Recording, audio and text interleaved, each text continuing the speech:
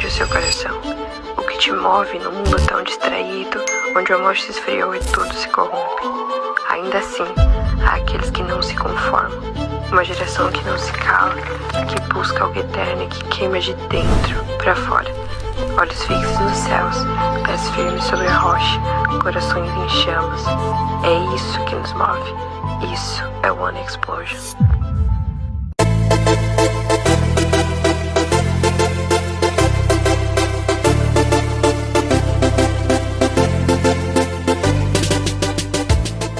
Bom dia, igreja.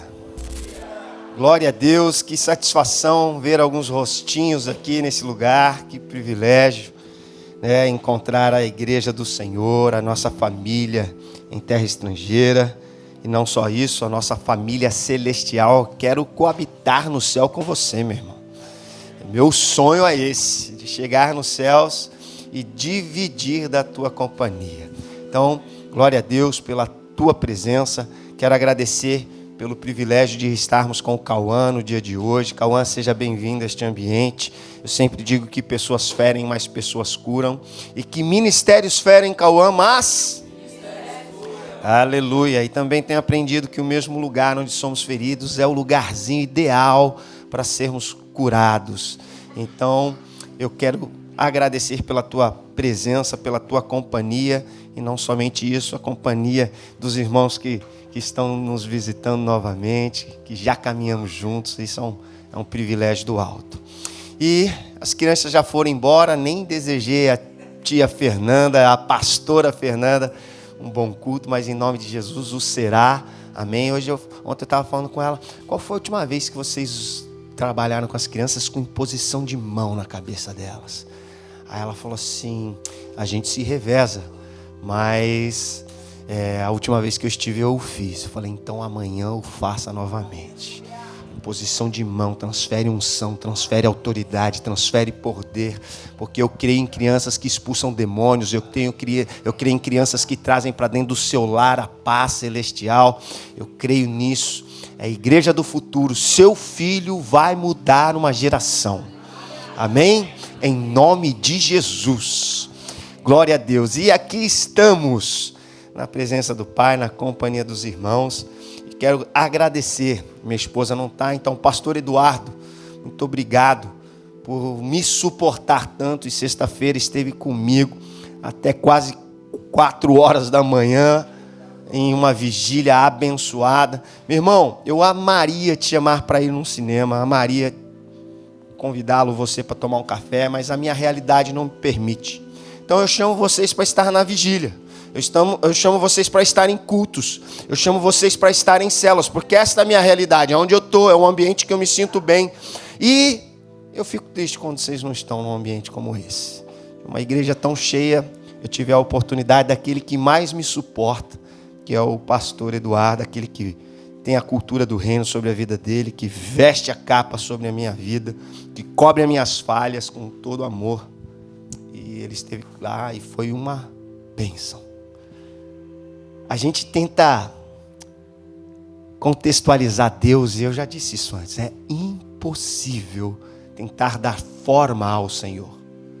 Haviam 7 pregadores, todos completamente diferentes um do outro, com uma teologia diferente, com roupas diferentes, com um vocábulo diferente, com, impressões diferentes. E o Senhor se manifestou da mesma forma em todo o tempo. E haviam louvores como os que cantamos, mas também havia corinho de fogo. Havia também, só faltou o pandeiro, mas o reteté estava lá. E que lindo é perceber que não existe barreiras nem fronteiras para adorarmos ao Senhor, mas nós, muitas das vezes, o colocamos. Nós somos a barreira às vezes. O nosso preconceito contra a denominação Y ou X. E aí a gente atrapalha a obra do Senhor, que naquela noite foi poderosa. Me enchi, creio que o pastor também, a minha esposa se encheu. E é um ambiente onde eu estou. E eu adoraria que você estivesse também. Porque assim como a gente faz convites pelo privilégio de estar juntos, seja para jantar. É bom jantar junto, é ótimo. Ter tempo de mesa é muito bom. Mas na impossibilidade de fazermos, e quantas vezes eu sentei com alguns de vocês? Talvez nenhuma, pela impossibilidade de fazê-lo. Mas eu amo comungar com você na presença do Senhor. Então sempre será meu convite: vigílias, orações, montes, cultos, células. E me perdoe se eu pareço religioso fazendo esse tipo de convite. Amém? E lá, meu pastor, eu vou pedir perdão, mas como essa igreja não teve lá, eu vou trazer a palavra até a igreja e eu vou repetir aquilo que o Senhor me permitiu compartilhar em 15 minutos. Hoje eu tenho o dobro do tempo, então ficaria muito mais fácil. E a palavra que era o tema da vigília chama-se Aviva-nos. É a palavra tema da vigília. Esqueci o segundo nome daquele rapaz, o Jojo Santana, estava lá na congregação, dentro do contexto onde outros pastores da Beária estavam, e foi falado muito sobre um avivamento. A palavra aviva-nos, se nós formos ao pé da letra, ela é o verbo avivar no imperativo. Ela é um pedido ao Senhor. Amém? Aviva-nos. Quem quer ser avivado nesse lugar? Aleluia. Mas igreja, a gente tem que tomar um cuidado. Porque quando eu falo para o Senhor me avivar, é como se eu estivesse terceirizando uma responsabilidade que é minha. É como se eu esperasse que o Senhor fizesse algum feitiço lá nos céus e algo em mim fosse diferente. Quando eu vou para um ambiente onde eu quero ser avivado, é como se eu quisesse que o Senhor jogasse um pozinho de pirim-pim-pim e algo diferente em mim acontecesse e eu fosse cheio do Espírito Santo e pudesse falar em outras línguas, em línguas estranhas, e pudesse impor a mão sobre os enfermos, eles serem curados imediatamente. É como se eu pudesse orar por alguém e ela cair no poder do Senhor. Então a gente tem essa falsa ideia do que é estarmos sendo avivados. E eu quero te dizer, o avivamento começa em você. Quando eu acordo avivado, tudo que eu faço é cheio de vida de Deus. Aonde eu estou, as pessoas se aproximam da vida de Deus. Quando alguém está triste e a gente estende a mão, eu trago para a pessoa triste um pouquinho da presença de Deus. Então o avivamento, ele não é um movimento. Estamos até aqui claros? E o que me chamou a atenção, que, cara, para mim falou tão forte no meu coração, eu vou lá para Gênesis, eu vou para o começo da Bíblia. Gênesis capítulo 11, abre sua Bíblia aí comigo. Aleluia. Quero ler isso aqui com você. Houve um tempo em que todos os habitantes do mundo falavam a mesma língua. Houve um tempo em que todos os habitantes do mundo falavam a mesma e a única língua. Era uma só língua, a mesma língua, e todos se comunicavam nela. Então, olha só que interessante. E aí a gente vai continuar lendo aqui, e eu vou falar sobre a Torre de Babel. Diga, a Torre de Babel. Pergunta para o seu irmão se ele conhece a história da Torre de Babel. Se ele não conhece, você pode falar assim, ó, com amor e carinho, lê Bíblia. Com amor e carinho. Não seja bruto com o seu irmão. Seja carinhoso. Com amor e carinho. Sem brutalidade. Olha nos olhos dele e lê Bíblia, meu irmão. Com um sorriso no final. Para trazer um veludo na voz. Todos conhecem sobre a Torre de Babel? Que é uma história onde o homem tentou construir algo independente de Deus para chegar até Deus.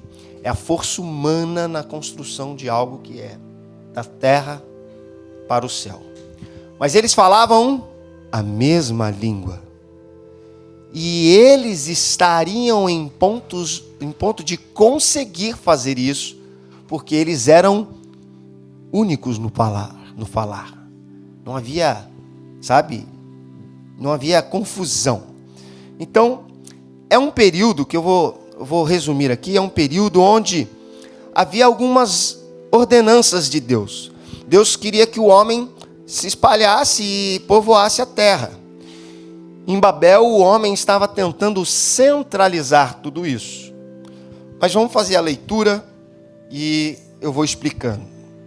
Então, houve um tempo em que todos os habitantes do mundo falavam a mesma língua e usavam as mesmas palavras. Ao imigrarem do leste, encontraram uma planície na terra da Babilônia, onde se estabeleceram. Começaram a dizer uns aos outros: venham, vamos fazer tijolos e endurecê-los no fogo. Naquela região era costume usar tijolos em vez de pedras e betume em vez de argamassa. Depois disseram: venham, vamos construir uma cidade com uma torre que chegue até o céu. Assim ficaremos famosos, olha a vaidade humana, e não seremos espalhados pelo mundo, que não era a vontade de Deus. O Senhor, porém, desceu para ver a cidade e a torre que estavam construindo. Então, imagina, o Senhor desceu, meu irmão. O Senhor desceu. Falou: o quê? O que está acontecendo aqui? E a história narra: vejam, disse o Senhor, todos se uniram e falam a mesma língua. Se isto é o começo do que fazem, nada do que se propuserem a fazer daqui em diante lhe será impossível. Meu irmão, o próprio Deus estava dizendo que na unidade que aquele povo estava, tudo que eles quisessem fazer não seria impossível que eles conseguissem. E aí, meu irmão, eu vou parar por aqui, pastor. A história do Senhor traz então... Não, preciso contextualizar, já volto. Desculpa, meu pastor. Venham, vamos descer e confundi-los. Opa, o Senhor já havia descido, olhou, chamou o seu exército e falou: venham, vamos confundi-los com línguas diferentes para que não consigam mais entender uns aos outros. Beleza, era só mais um versículo, não sei porque eu quis parar, mas vamos lá.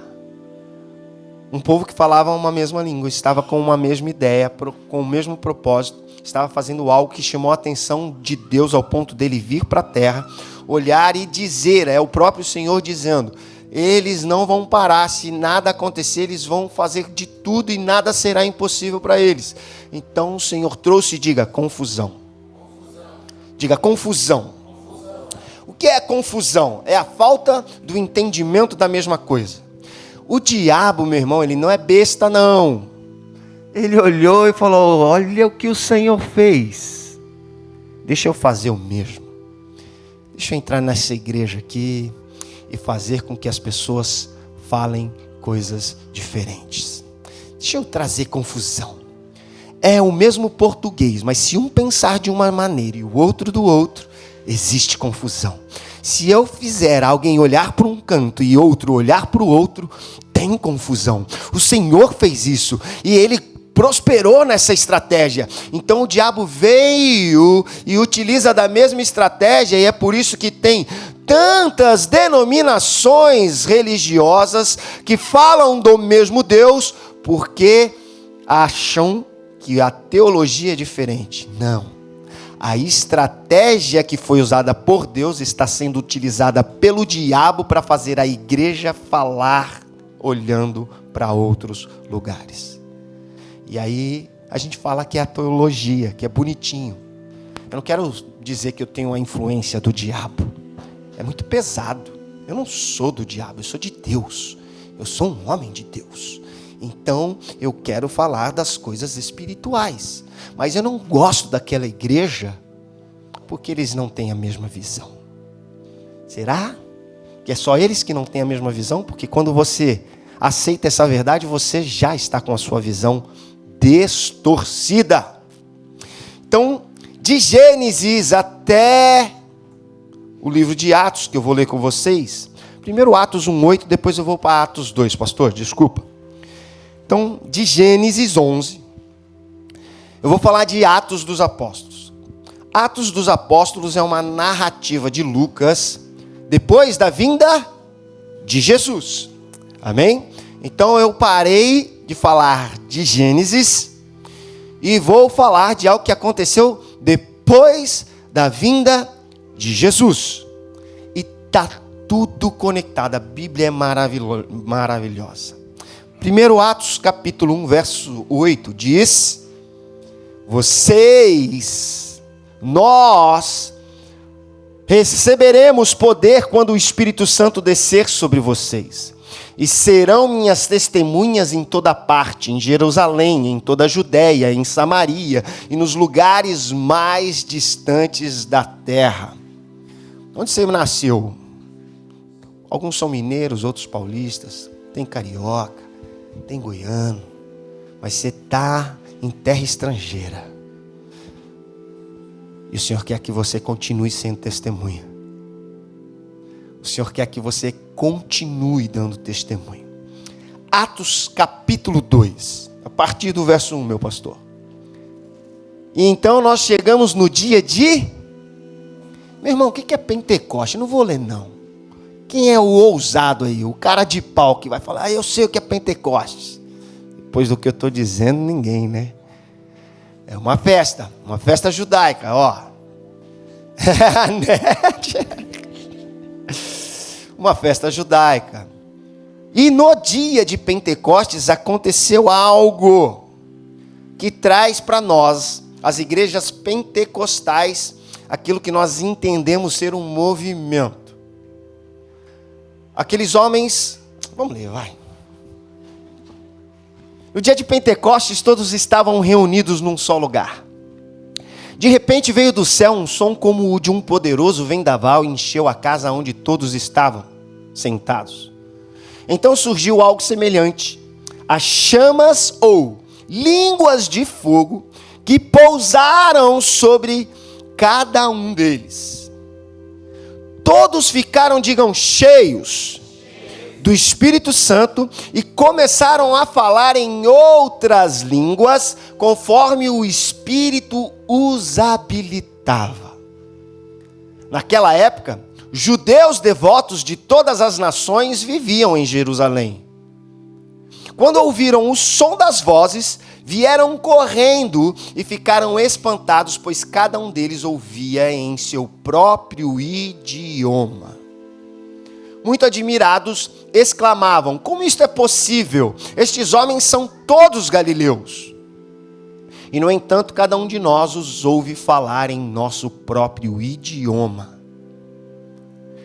Estão aqui partos, medos, elamitas, habitantes da Mesopotâmia, da Judéia, da Capadócia, do Ponto, da província de Ásia, da Frígia, da Panfilha, do Egito e de regiões da Líbia próximas a Cirene, visitantes de Roma, tanto judeus como convertidos ao judaísmo, cretenses e árabes, e todos nós ouvimos estas pessoas falarem em nossa própria língua sobre as coisas maravilhosas que Deus fez.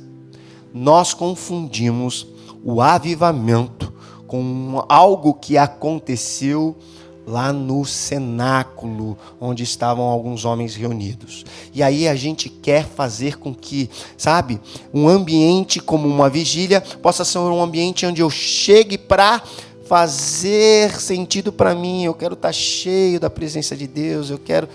Ei, a presença de Deus só serve para algo na sua vida: ser testemunha e pregar o evangelho, não importa em que língua, porque a capacitação que foi dada para o homem naquele momento era para que fosse em diversas línguas falada a mesma coisa. Então o Senhor pegou aquilo que havia acontecido em Babel e trouxe para um movimento dentro da igreja. Agora não importa quantas línguas existam, vocês também vão falar a mesma coisa, sobre as verdades do alto. Jesus Cristo, Ele vive, Ele reina, Ele governa, é Ele que é o Senhor e Salvador das nossas vidas. Não há outro caminho para o céu que não seja Jesus Cristo, e isso tem que ser dito em uníssono, porque assim como Deus disse lá em Gênesis, que aquele povo fazendo juntos nada seria impossível, a igreja fazendo junto também não será parada. Aleluia, se é para o Senhor, que seja cheio de júbilo, de louvor, de adoração. Aleluia. E a gente então entra hoje aqui nesse ambiente com um coração de que o avivamento existe, mas ele não pode ser, confundido com aquilo que aconteceu lá. E por causa do que aconteceu lá, nós estamos aqui. Porque eles falaram em outras línguas, outros povos entenderam a mensagem de Cristo, eles deram continuidade sendo testemunhas. Nós vimos a igreja, nós vamos às células, nós nos apresentamos diante de Deus, mas onde o Senhor quer que você seja testemunha, você não é. Onde o Senhor colocou você, seja conduzindo um passageiro, seja limpando uma casa, seja cuidando de uma criança, seja em cima de um telhado, seja aonde for, num tatame, não importa. Ali você é testemunha. E não importa a língua em que esteja ao seu redor, Cristo tem que ser anunciado. Isso é avivamento. É isso o avivamento. Então a gente passou a querer movimento. Enquanto o homem construía do céu da terra para o céu, na força dos próprios braços, querendo orgulho próprio, Deus vem e constrói dos céus para a terra, e alcança os homens, e lhe dá poder para ser testemunha. Eu li em Atos 1:8, vocês receberam poder, meu irmão. E aí a gente quer achar que esse poder é o pó de pirim-pim-pim. Não é. Este poder é o nome de Jesus, aquele que tem que ser declarado, aquele que tem que ser anunciado. Isso é que é o poder de Deus em sua vida, para que você seja testemunha. Por que você é cristão? Você já se responde, por que você é cristão? Por quê? Porque é legal? Porque você se preocupa com a vida eterna? Mas você é egoísta ao ponto de se preocupar com a vida eterna só para você? E não levar adiante, e não pregar o evangelho, e se afastar de pessoas que estão precisando. Não confunda avivamento com um movimento. E eu vou te dizer que antes de Atos, o povo foi cheio do Espírito Santo, amém? Pastor, eu vou pular vários versículos, mas abre para mim João capítulo 1, verso 4. João capítulo 4, verso 1. Aleluia. Jesus sabia que os fariseus tinham ouvido dizer que ele batizava e fazia mais discípulos que João. Embora Jesus mesmo não os batizasse, e sim seus discípulos. Assim deixou a Judéia e voltou para a Galiléia. No caminho teve de passar por... mas você já sabe. Fala para o seu vizinho, você sabe dessa história. Aí olha nos olhos dele com carinho. E se não sabe, você tem que ler Bíblia. Aleluia. A mulher samaritana. Vamos lá. O verso 5 diz: chegou ao povoado samaritano de Sicar, perto do campo que Jacó tinha dado a seu filho José. O poço de Jacó ficava ali, e Jesus, cansado da longa caminhada, sentou-se junto ao poço por volta do meio-dia. Pouco depois, uma mulher samaritana veio tirar água, e Jesus lhe disse: por favor, dê-me um pouco de água para beber. Naquele momento, seus discípulos tinham ido ao povoado comprar comida. A mulher ficou surpresa, pois os judeus se recusam a ter qualquer contato com os samaritanos. Você é judeu e eu sou uma mulher samaritana. Disse ela a Jesus: como é que me pede água para beber? Jesus respondeu: se ao menos você soubesse que presente Deus tem para você e com quem está falando, você me pediria e eu lhe daria água viva. Mas você não tem corda nem balde, disse a mulher, né? E o poço é muito fundo, disse ela. De onde tiraria esta água viva? Além do mais, você se considera mais importante que nosso antepassado Jacó, que nos deu este poço? Como pode oferecer água melhor que esta, que Jacó, seus filhos e seus animais bebiam? Jesus respondeu: quem bebe desta água logo terá sede outra vez, mas quem bebe da água que eu dou nunca mais terá sede. Ela se torna uma fonte que brota dentro dele e lhe dá a vida eterna. Por favor, Senhor, dê-me dessa água, disse a mulher.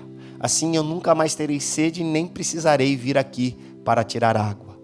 Vá buscar seu marido, disse Jesus. Não tenho marido, respondeu a mulher. Jesus disse: é verdade, você não tem marido, pois teve 5 maridos e não é casada com um homem com quem vive agora. Certamente você disse a verdade. O Senhor deve ser profeta, disse a mulher. Então diga-me, por que os judeus insistem que Jerusalém é o único lugar de adoração, enquanto nós, os samaritanos, afirmamos que é aqui, no Monte Gerizim, onde nossos antepassados adoraram? Jesus respondeu: creia em mim, mulher. Está chegando a hora em que já não importará se você adora o Pai neste monte ou em Jerusalém. Vocês samaritanos sabem muito pouco a respeito daquele a quem adoram. Nós adoramos com conhecimento, pois a salvação vem por meio dos judeus. Mas está chegando a hora, e de fato já chegou, em que os verdadeiros adoradores adorarão o Pai em espírito e em verdade. O Pai procura pessoas que o adorem desse modo. Pode parar no 24, meu pastor, que aqui vai até o 42, meu irmão. Pois Deus é espírito e é necessário que seus adoradores o adorem em espírito e em verdade. Diga aleluia. Essa é uma verdade de uma mulher pecadora que estava num poço ao meio-dia, porque não havia outras pessoas naquele ambiente, esse horário era muito quente, por isso que a Bíblia faz questão de narrar o horário em que isso acontece, porque todas as outras pessoas o faziam na parte da manhã, que era mais fresco, ou no fim da tarde. Mas essa mulher o fazia ao meio-dia, né? A gente está falando de deserto, meu irmão. Então, um lugar de sol escaldante, de muito calor. E ela, por vergonha, escondia-se de uma população. A Bíblia vai narrar a partir daí que essa mulher volta para a cidade dela e começa a falar coisas acerca de Jesus. Ela volta para a cidade dela e ela não volta sozinha para o poço. Deixa eu falar uma coisa. Quando Jesus conversou com essa mulher, o Pentecostes, a festa de Pentecostes que a gente acredita ser esse movimento de poder, não estava nem perto de acontecer. Jesus não falou da Torá, ou seja, não havia teologia na vida daquela mulher. Não havia teologia na vida de uma mulher que voltou com uma cidade seguindo ela para falar de Jesus.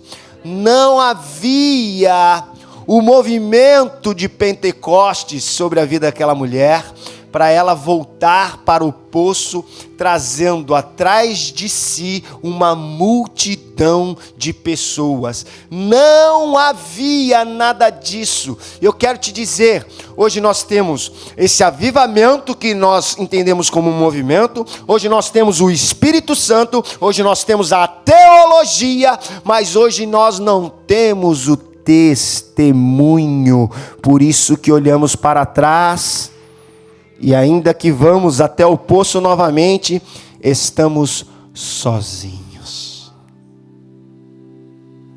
E o Senhor anseia que aqueles que o adorarão em espírito e em verdade, Gu, não precisando ser no monte, sabe, ou em Jerusalém, ou em São Paulo, ou na Beiárea, não importa o lugar, o que o Senhor espera é que o seu povo traga para diante dele multidão de pessoas.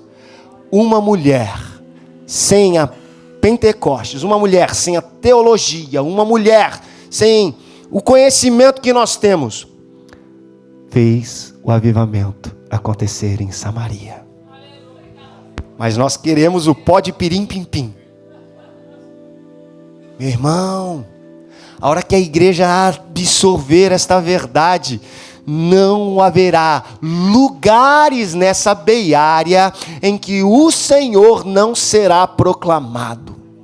Não haverá homens que deixarão de proclamar isso. Não haverá, sabe, drogados que não deixarão de declarar as verdades de Cristo. Sabe por quê? Porque Jesus disse lá em Gênesis, aquele povo que falava a mesma língua e tinha as mesmas palavras não seriam impedidos de fazer nada do que quisessem. A igreja tem esse poder hoje. O que o Senhor fez em Gênesis, Ele desbloqueou nesse dia de Pentecostes. E aqueles homens com línguas repartidas sobre a sua cabeça estavam falando, não só em línguas estranhas que a gente não conhece, mas estavam falando em inglês, em francês, em português, em alemão, em todas as línguas. Eu estou falando das línguas que a gente conhece. Obviamente haviam línguas mortas, né? Já há línguas que hoje são consideradas mortas, mas não importa. Aquilo que aconteceu lá pode acontecer aqui. A gente tem que ter só a mesma palavra e a mesma linguagem. A gente tem que falar sobre as mesmas coisas. A gente tem que ser unidos, porque visão mais visão causa divisão.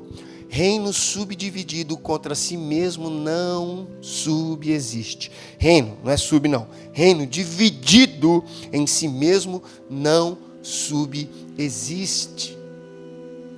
A nossa igreja não vai ficar de pé se a gente sair daqui, sabe, não falando as mesmas coisas. Meu irmão, a gente já falou sobre perdão nesse lugar?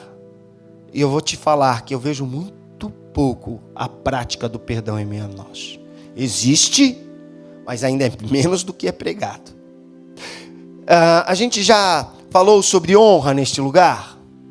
Existe, mas ainda é menos praticado do que dito, do que ensinado. Então não adianta eu vir aqui e trazer, sabe, uma porta escancarada de uma verdade absoluta, que o avivamento depende só de você, sem teologia se necessário, sem o Espírito Santo se necessário, sabe, sem nada, só com a revelação de quem era Cristo. Então, das duas uma, ou você não teve revelação de quem é Jesus Cristo, ou você não está fazendo questão de fazer com que o poder que existe sobre nós não seja para o testemunho dele. Que esse poder só existe para isso, para que sejamos testemunhas em Jerusalém, Samaria, até os confins da terra. E não importa se é Brasil, se é Estados Unidos, se é a Europa, se é a África, se é a Oceania, se é a Ásia. Eu não quero saber, meu irmão. A gente não tem desculpa. A gente tem que parar de falar de desculpas. Tudo é desculpa na nossa vida, sabe? Você se especializou em dar desculpas. E o Senhor está te chamando para ser um especialista em dar salvação. O Senhor quer que você seja especialista nisso. Dê testemunho. Não desculpas. Fala para o seu vizinho aí, dê testemunho, não desculpas. Povo do louvor, vem para cá, meus lindos. Pastorzão, solta aquela imagem lá. Vamos fazer o trabalho do Léo valer a pena, né, Léo? Aleluia. Meu irmão, avivamento não é euforia. Diga, é envio. Quem foi enviado aqui? Deixa eu falar uma coisa, se você não foi, eu estou falando hoje, agora. Você é responsável para que o evangelho seja anunciado fora dessas portas aqui. Então o que eu estou dizendo é, você é um enviado. E precisou vir um pastor americano aqui, na semana passada, e antes mesmo de pregar, ele disse, se você está nesta cadeira, você é um missionário. Meu irmão, você não entendeu isso? Ai, que vontade de enfiar na sua cabeça. Não é? Aleluia. Meus amados, Atos 1:8, recebereis, é imperativo também. Poder ao descer sobre vós o Espírito Santo. Sabe, eu quero acreditar que você é de fato templo do Espírito Santo. Eu tenho visto uma igreja, vou falar do fundo do meu coração, isso me dói. E aí algumas pessoas falaram, a Fernanda, coitada, ela hoje está falando um pouquinho da vida dos pastores. E aí ela fez questão de tirar uma foto, eu às 2h da manhã, trabalhando no computador, orando, chorando, às 2h da manhã. E parece que quanto mais faço isso, menos você entende a sua responsabilidade. Parece que quanto mais eu me esforço, você se esforça menos. Quanto mais eu tento falar da parte de Deus, algo que possa te motivar, mais mensagens de desânimo eu recebo. Mais pessoas perdidas, mais pessoas, frustradas, porque Deus não falou com ela. Deus está falando todo domingo, toda quarta, e vou te falar mais. Deve falar todos os dias, mas você é um insensível. Você não entende sinais, você não discerne a voz, pela sua distância de um relacionamento que devia ser muito próximo. E você se perdeu. Mas eu estou aqui, meu irmão. Eu não sei quem são os outros 3. Mas eu vou continuar sendo um dos 4. Eu não posso permitir que você se perca. Não posso permitir, é muito claro às vezes o Senhor fala através da vida de pastores que trazem uma palavra profética. Olha, não é tempo de você fazer isso, não é tempo de você sair daqui, não é tempo de você fazer aquilo, não é tempo de você ir para lá. Às vezes Deus fala, mas e se Ele não disser nada? Porque você continua na força do seu braço tentando construir algo de baixo para cima. O Senhor interrompeu isso porque Ele quer que a construção seja de cima para baixo. Ele quer alcançar você. Ele não quer tão somente que os seus esforços, para que você seja conhecido por tudo que você é vaidoso. E o Senhor quer te trazer humildade. Você é orgulhoso. E o Senhor quer tratar o seu caráter. Então o Senhor fala diariamente. Pode não falar de tempo, de previsão, de data. Pode não falar de várias coisas. Mas os sinais são claros todos os dias. Eu vejo o Senhor todos os dias. Eu vejo a face dele todos os dias. Eu vejo, quando eu dirijo na one-on-one, que eu olho montanhas, que eu olho o céu. Eu vejo nas noites, quando eu olho a formação do céu, o colorido que parece que é tão diferente, a forma que a lua se apresenta diante de nós. O Senhor se apresenta a nós em todas as coisas. O Senhor, Ele se revela em todas as coisas. Ei, você é uma minoria privilegiada. E em terra estrangeira você tem teto sobre a sua cabeça. Você tem roupa vestindo sua nudez. Você tem trabalho. Você tem família. Ainda que você esteja sozinho. E se está, é porque é sua culpa não se envolver com outros. Porque a palavra de Deus diz de uma mulher que tanto importunar, batendo na madrugada, pedindo, recebeu. Mas eu sou orgulhoso demais, eu não vou pedir companhia. Eu não vou pedir para ser amado.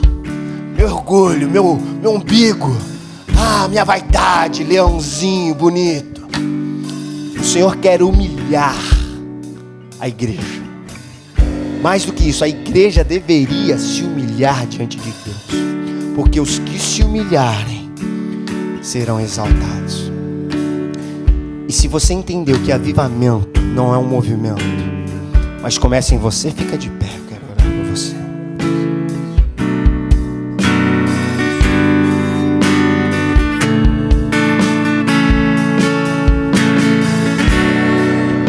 Se não for um problema para você nesse ambiente, feche seus olhos, adore mais um pouquinho aqui na presença do Senhor,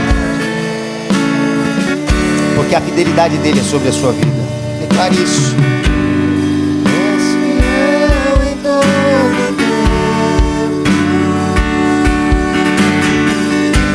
Em todo tempo tu és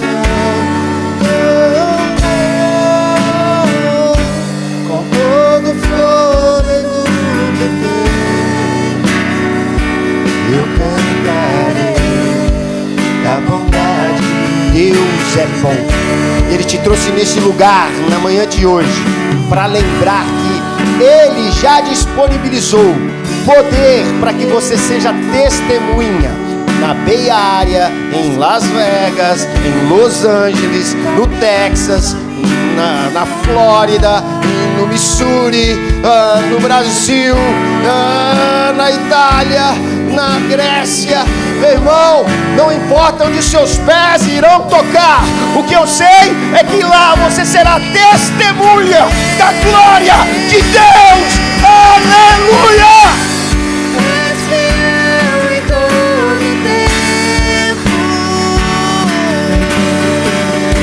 Ah, Senhor, oramos nessa manhã para que a tua igreja, Senhor, receba esse entendimento.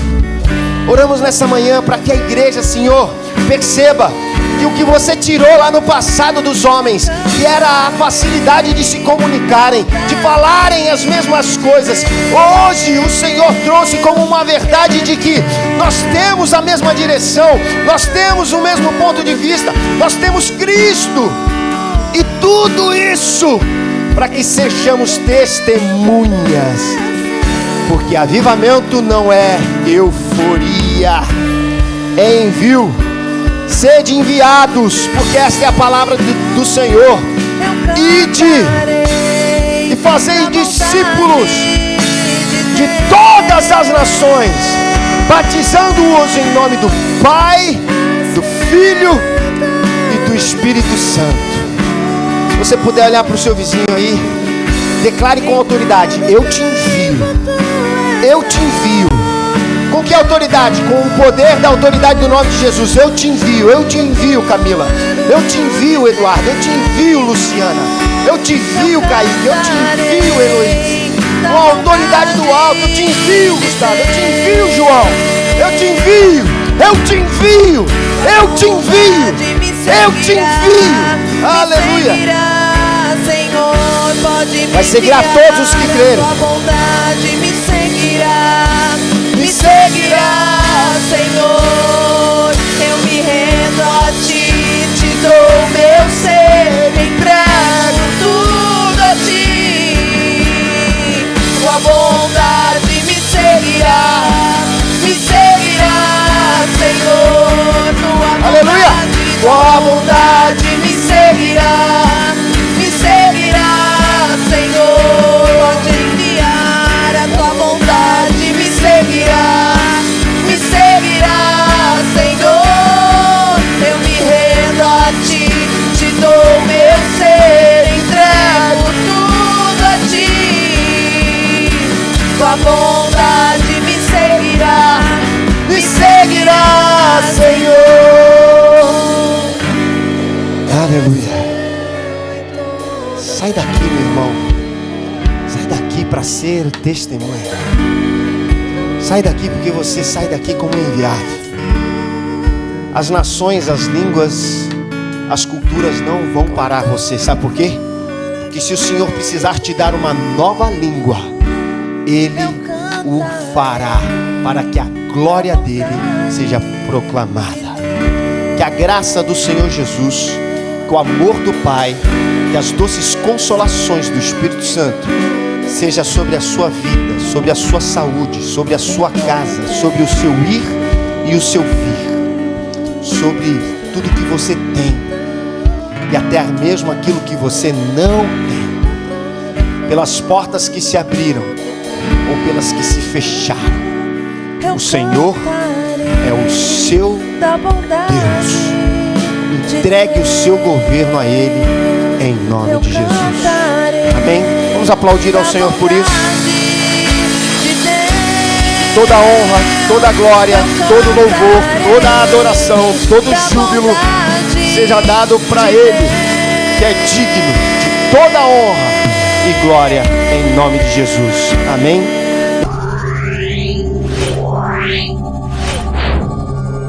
Yeah.